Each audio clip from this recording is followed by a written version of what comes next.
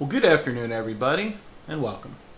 This is a special edition of the Mic Drop today where it's going to go back to what Mic Drop was originally designed for, and that was freedom of expression for myself, my truth, and it doesn't always have to be associated with corrupt practices of various school corporations across the country.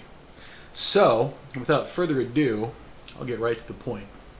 As you may have noticed from the pictures that may have been circulating, I did, in fact, meet and have a great conversation with stand-up comic Matt Rife. He came out to St. Louis last week, and if you guys looked on my TikTok and saw the beautiful Stifle Theater in St. Louis, it's an opera house, and it was just gorgeous to behold.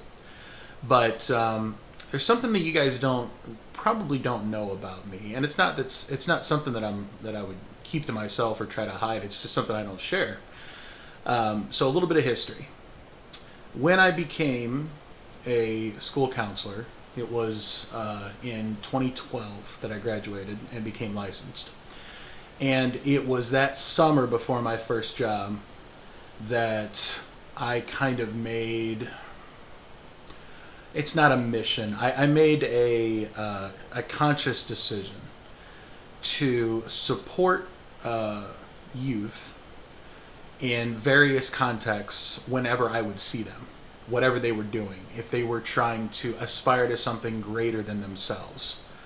And you guys are probably not shocked to hear that, because if you've ever seen me at a home sporting event at any of the schools I've worked at, you could probably hear me from the comfort of your own home, because I'm not quiet when it comes to cheering for my kids.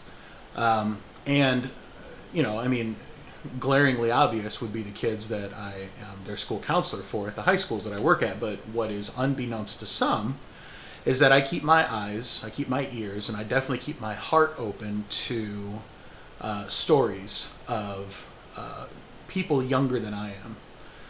And they're doing things different. Not bad, not the best, or not the greatest, and not the only way, but just maybe outside of the box. A little bit more broken mold. And I know that wouldn't surprise you guys, because almost every single child that I have ever worked with, whether they were in my alphabet assigned or not, if they were out of the norm, if they didn't quite fit into a certain mold, if they're just different, unique, and they're trying to do something with their life that may not go the same way that everybody else does.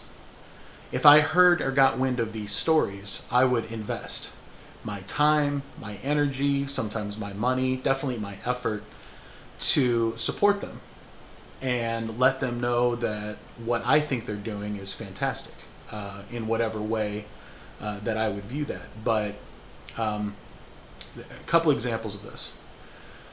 When I became a school counselor, Matt Rife was barely on the map yet. He was on the show Wildin' Out, which was an MTV show that Nick Cannon produced, and brought in it was a stage for a lot of the good upcoming comics right now. So Mikey Day was on there. These are some Saturday Night Live characters, but without doing too many name droppings, what you would have seen back then is a very skinny new white boy on the scene with braces that looked like what would happen if you put Vanilla Ice in a de-puberty machine. And Matt pokes fun at his older self many times. And so I've watched his career because he's a white comedian that made his kind of debut in a predominantly black comedic show. It's different. It's not crazy. It's just not the norm that you would normally see. So, of course, it piqued my interest. Now, other people, other kids, so to speak, that aren't necessarily kids anymore, from around that era that I've been watching. I'm sure you've heard of a gentleman by the name of Chance the Rapper. Now, I don't know Chance the Rapper personally. I've never met him. But when I read his story about how he chose not to sign with any labels and instead tried to market his own music the way that he would, he went against the mold. He went against the grain to do something different than what the music industry was making everyone do at the time so that they could keep control. Now, this is probably starting to sound a little bit more like the traditional mic drop type of things because not that he was battling against a corrupt system, but if you look at some of the big industries, anything that's got a big in front of it, a lot of the time you don't have to dig very hard to find some corruption, whether that be big pharmaceutical or big government or big education or just big anything. So when he started to make his own music, not signing with a label, I immediately started listening to all of it, listening to his story, how he came about. Same thing happened with Matt Rife around that time, because what you guys may not know about Matt Rife is he lost his father when he was only 17 months old. And from anyone who's been in psychology or worked with child and adolescents in counseling for any extended period of time, you could see the pattern of how Matt used stand-up comedy to it's like I do. You know, when something is extremely stressful and you have no idea what to do, my default is to make it humorous so that we can laugh at it. If I can laugh at something, it takes away the power that it has over me to feel bad because I've turned it into a joke. Some people don't like that. Some people think you don't take things seriously, or some people think you're immature for doing that or whatever. But it's also one of the most proven ways to deal with anything traumatic or stressful that exists. And I believe, and I didn't know this at the time, but when I started watching Matt Rife do his stand-up routine on Wild 'N Out, I just thought, here's this young kid going against the grain, doing something different, getting a chance. Good job, Nick Cannon, for giving opportunities to all colors on that show. So props to him, and Matt would say this about himself too. But it fascinated me because when I went to college, I also decided to go against the grain a little bit, and at Indiana University, I did not choose Indiana University Bloomington's Jacobs School of Music, which is one of the most prominent music schools that this country has.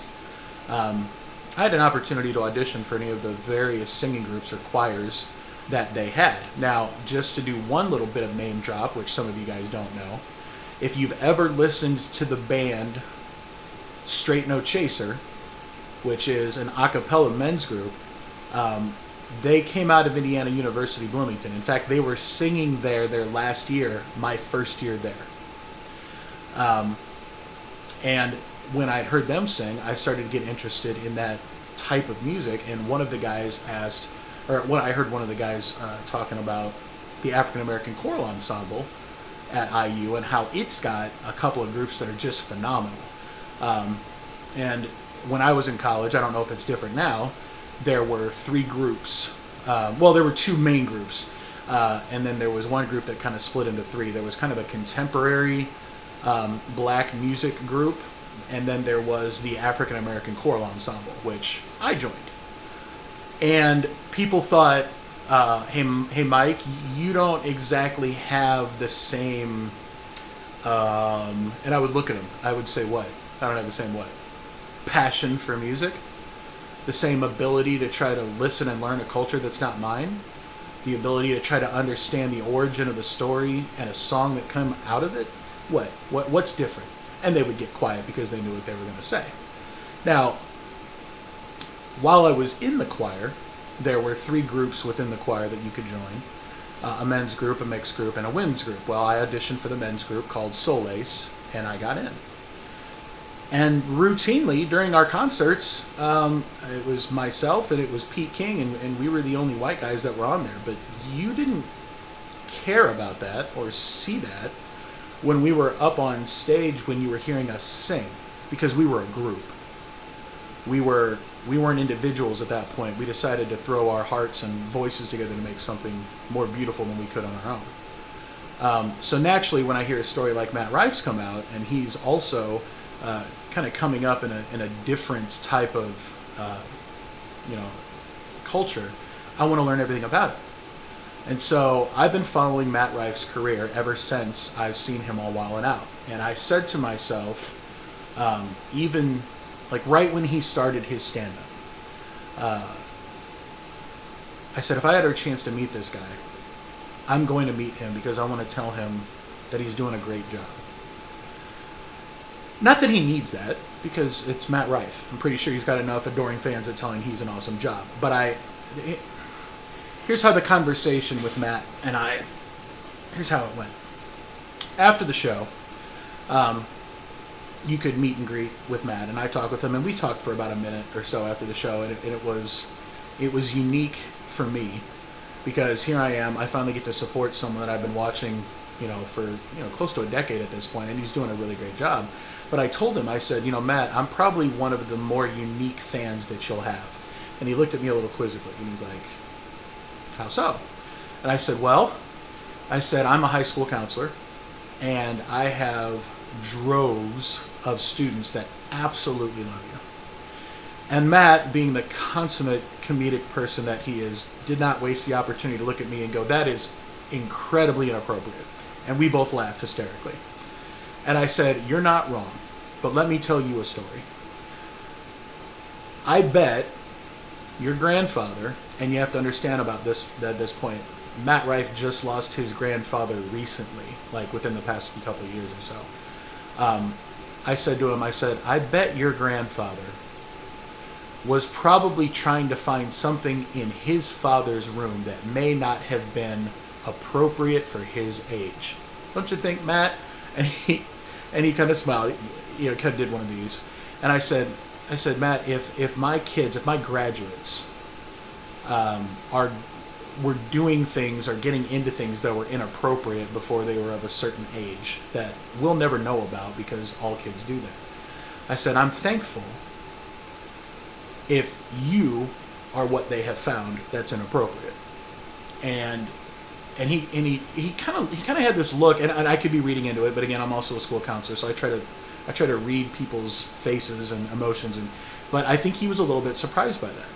I don't think he has many people coming up to him and saying, man, I got a lot of kids that watch you and they absolutely love you. You're such a great role model and influence for all these kids. Good job, Matt Rife. Because he's a little controversial with his stand-up comedy. But what I told him was, I said, just you have to think of all the things this day and age that kids could be doing that are inappropriate. Having them listen to someone that does some challenging jokes from time to time, depending on the audience, but do so in such a compassionate way. You're bringing comedy back the way that comedy should be, at least in my opinion. And we've had to survive cancel culture. We've had to survive the, Chris Rock, Will Smith slap at the Oscars. It's been kind of dreary and dark for stand-up comics recently. And if you listen to Matt talk about his experience, which he does, in his Netflix specials and his shows, he's got no problem telling his audience what he's been through. That didn't stop Matt. He still tells the same jokes, and they're still racially charged, and they're still very inappropriate, but he does so in a way that brings it all the way back around to the individual. And where I sat at the Stifel Theater, I accidentally had the best seat in the house. If you saw in that TikTok video where I was sitting, I was literally the closest to the stage that you could. And anytime you sit close in a Matt Rife show, you're going to get involved in some of the jokes at some point or another. And happily, the show that he put on was just phenomenal. But at the end of the conversation, I said, Matt, you're the only person I know that'll insult a person or a couple on stage and immediately finish the joke, which it is a joke. It's comedy, it's stand-up, it's meant to be humorous and not reality. He brings it back to compassion. An example of this would be if he saw an interracial couple in his audience. He would probably joke around a little bit about some things that are not politically correct to say regarding an interracial couple. But then he would immediately follow it up by saying, no, guys, I'm just giving you a hard time. Really, tell me your story. What's your name, man? And the guy would be like, my name's Tim. Tim, that's fantastic. Is this your girl? And he would get to know the people that he just made a joke against. And a lot of the time he would turn it into further humor by stuff that he would say, but it's personable. It's almost bordering on compassionate. And I made a decision that if I ever got to see Matt Rife in person, I would want to tell him that he's doing such a great job, and please keep it up, because I would rather your kind of inappropriateness be what some of my former graduates have found versus many of the other things that are out there. And when I told him that was kind of the end of us talking. I just said, that's all I wanted to say to you, man. Keep it up. You're doing a great job. Like, fantastic. You're my favorite comic right now. And he just kind of had a big, you see the picture, he's got a big cheesy grin on his face. And if you look through the pictures that they take at the shows, you can see when, and this is just an observation that I have, but some of the other people have pointed this out too. When he takes his pictures with his fans afterward, if he's not showing any teeth, he's very, very happy that you've been there. He's thankful, he's grateful, he's very genuine, and he posts a great smile and poses. But if he is grinning ear to ear and his teeth are out, there's a good chance that either you've done something to make him smile or laugh and he can't help himself, or he just thinks you're a genuinely good dude. So that kind of shows in my picture, because I felt the same. I felt like, I'm so glad I got the opportunity to do this. And Matt's not the only one.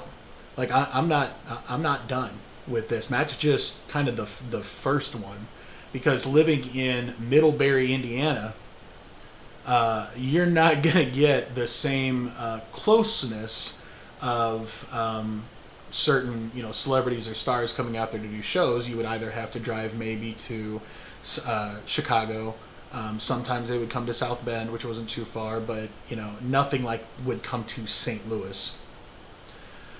You just don't get those opportunities. Another name right now that I've been watching since the pandemic, this one's only recently been in the last 3 or 4 years, is an artist by the name of Connor Price. Now, Connor Price comes out of Toronto, and he's currently doing music, a fusion of like R&B and hip hop and soul in his own way of doing it, and he's not signing with any contracts. He's not signing with any companies. He doesn't want to sign with anyone. In fact, he has a song that says, you want to buy my songs, you can't. Those are my songs, and I'm going to produce them the way that he wants. So he's kind of like more along the Chance the Rapper type. But I've got tickets to see him, and I want to go up and tell him the exact same thing. Bro, I have watched you on Supernatural when you were an extra, because Supernatural is my favorite TV show of all time. I've listened to your early stuff when you were just coming on the scene, and I've seen every single funny TikTok video you've ever done sampling your own songs. And his music is phenomenal. To me, I love listening to it. So I can't wait to meet him at some point and shake his hand and say, Connor, you're doing it right. Like, thank you for not signing with any companies that they would, try to tweak or change or, pigeonhole or just closet anything that you want to do creatively, because you're doing it right. You're doing a great job. So that is the story behind the picture of me and Matt Rife.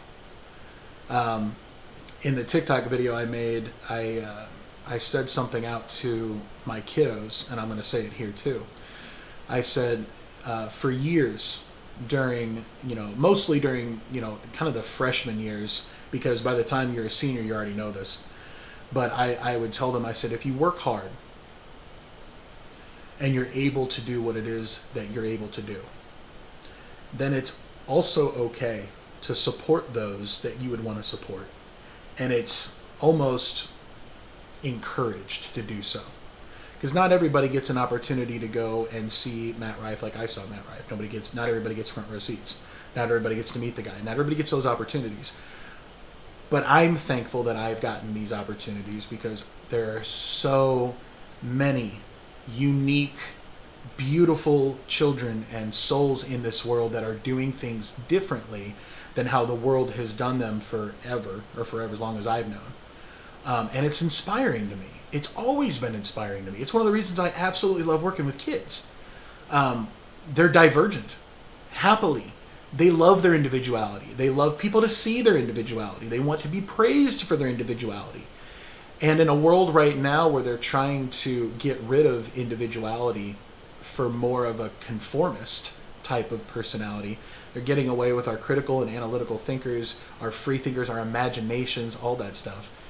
I'm going to try and find every single soul that's doing things differently than what the corporations or the world would expect them to do for the right reasons, the right way, and doing so almost in a way that's inspiring. And this has kind of been like my favorite kind of adjacent like thing that I want to do. You guys have heard me do a lot with advocacy ever since I've been through this stuff at Middlebury, but advocacy doesn't just mean going up against a corrupt establishment. Advocacy also means supporting individuals who are doing things differently than the expectations that are placed upon them, and they're doing it well. And they're showing the people that expected them to do it a certain way that this way is not only okay to do, it's better to do, or it's a faster way to do it, or a more improved way to do it. It's different, but it's awesome. And one person told me a really, really long time ago, that's how they felt about me. Mike, you're different, but awesome. And I have been, and I will still to this day, until I can't, I'm going to try and keep every one of my senses on those that are doing things differently, but are awesome. And for all of you guys that watch my mic drop videos, you should know that one of the things that I'm doing differently is I could have taken my advocacy into the courtrooms with a lawyer, which they actually asked me to do. Those that are corrupt said, why are you here posting stuff on YouTube, making up stories about a job that you didn't like when you could get a lawyer and sue them in court like everybody else? Because you own the court systems and the people that work there.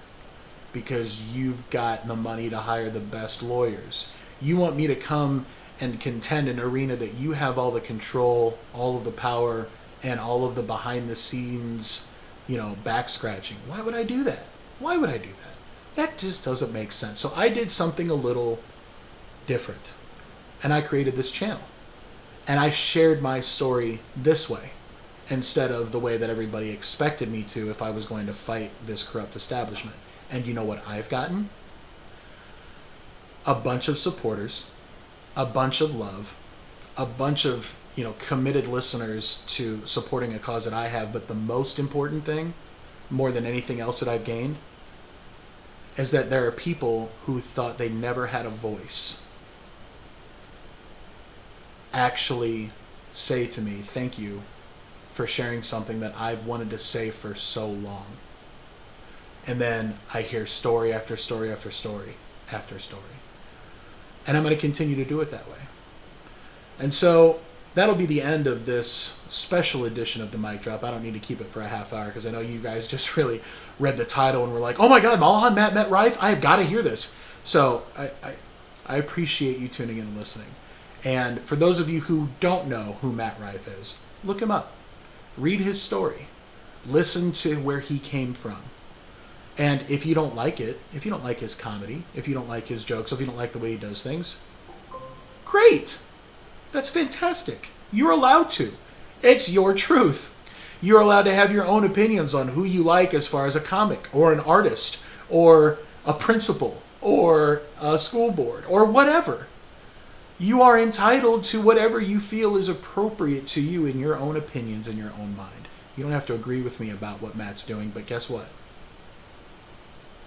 This is the mic drop. This is my truth. And as always, if you don't like it, well, you don't have to listen. But if you do like it, please know one thing's for sure. I'm not going to stop. I will keep my heart open. I will find those that are doing things differently, and I'm going to do everything in my power to support them. Because we need different right now. The same has led us to a place as a human population where we're not happy anymore.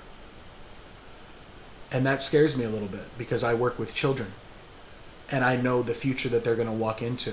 And I'm going to do everything in my power to try and change that future for the better for them. I don't know if my generation is going to be able to turn things around, but I hope that we are. And if we're not, I'm putting most of my energy into the next one because I hope that they can change the world into the world that we all wish we had. Matt Rife's doing it. Connor Price is doing it. Chance the Rapper's doing it. And I'm sure you guys have a plethora of other individuals that you would love to share out there, which I would love to hear. So feel free to put them in the comments because I'd love to open a dialogue about us divergent types that do things differently for the right reasons with love at the center of our heart and genuine kindness and compassion in what we do. Thank you for coming to my TED Talk. Only this was a mic drop. As you guys know, I absolutely love you. And I will continue to let you know what's going on in my life and share all the wonderful stories. I just ask that you do one thing for me. Do you. Whatever that looks like, don't ever stop doing you because you don't know who's watching. You don't know who's silently cheering you on.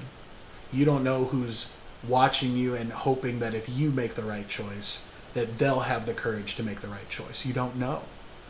So be you at all times. Don't let anybody tell you to be different. This is Mike from the Mic Drop, and we out.